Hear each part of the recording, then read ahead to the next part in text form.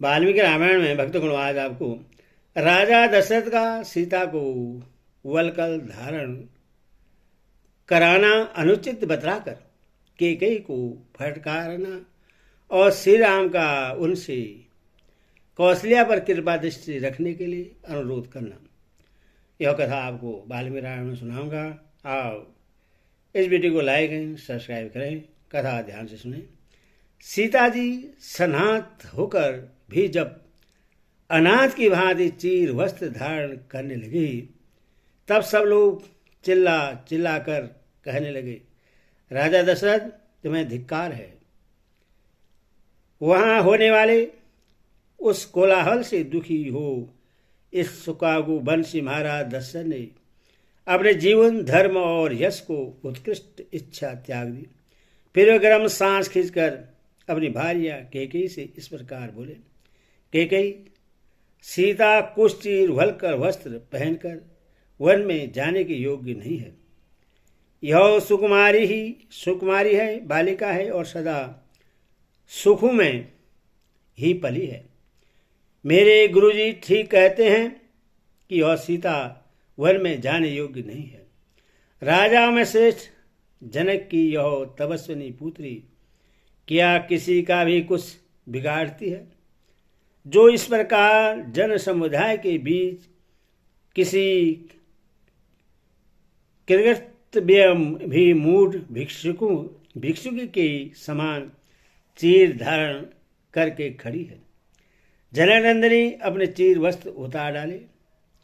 यह इस रूप में बन जाए जैसी कोई प्रतिज्ञा मैंने पहले नहीं की है और न किसी को इस तरह का वचन ही दिया है।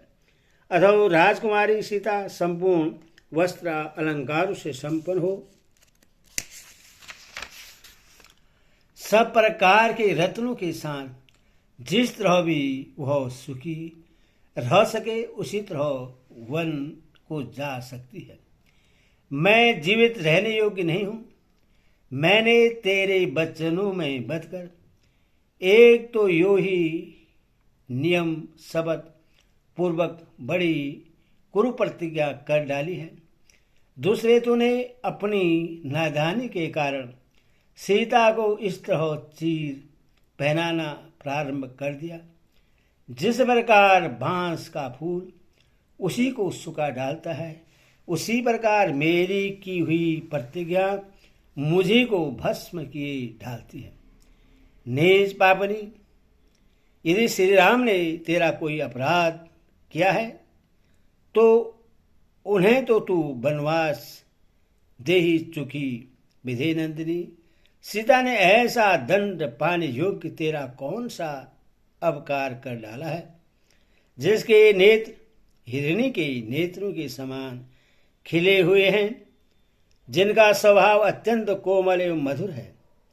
वह मनुष्यनी जनकनंदिनी तेरा कौन सा अपराध कर रही है?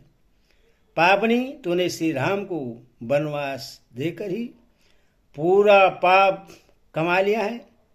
अब सीता को भी वन में भेजने और वलकल पहनाने आदि का अत्यंत दुखद कार्य करके फिर तू इतने पातक किस लिए बटोर रही है? देवी, श्री राम जब अभिषेक के लिए यहाँ आए थे उस समय तूने उनसे जो कुछ कहा था उसे सुनकर मैंने उतने के लिए ही प्रतिज्ञा की थी। उसका उल्लंघन करके जो तू मिथिलेश कुमारी जानकी को भी वलकल वस्त्र पहनने देखना चाहती है, इससे जान पड़ता है कि तुझे नरक में भी जाने की इच्छा हो रही है। राजा दशरथ सिर नीचा किए बैठे हुए जब इस प्रकार कह रहे थे उस समय वन की ओर जाते हुए श्री राम ने पिता से इस प्रकार कहा, धर्मात्मन, ये मेरे यशस्विनी माता कौशल्या अब वृद्ध हो चली है। इनका स्वभाव बहुत ही उच्च और उदार है। देव, यह कभी आपकी निंदा नहीं करती है। इन्होंने पहले कभी ऐसा भारी संकट नहीं देखा होगा। वरदाय नरेश, ये मेरे न रहने से शोक के समुद्र में डूब जाएगी, अथवा आप सदा इनका अधिक सम्मान करते रहें।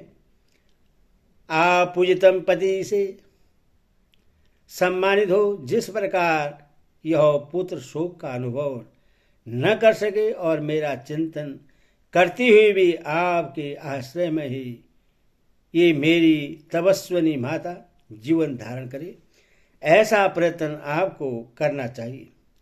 इंद्र के समान तेजस्वी महाराज ये निरंतर अपने बिछड़े हुए बेटे को देखने के लिए उत्सुक रहेगी। कहीं ऐसा न हो मेरे वन में रहते समय ये शोक से कातर हो अपने प्राणों को त्याग करके यमलोक को चली जाए, अथवा आप मेरी माता को सदा ऐसी ही परिस्थिति में रखें जिसे उक्त आशंका के लिए अवकाश न रह जाए।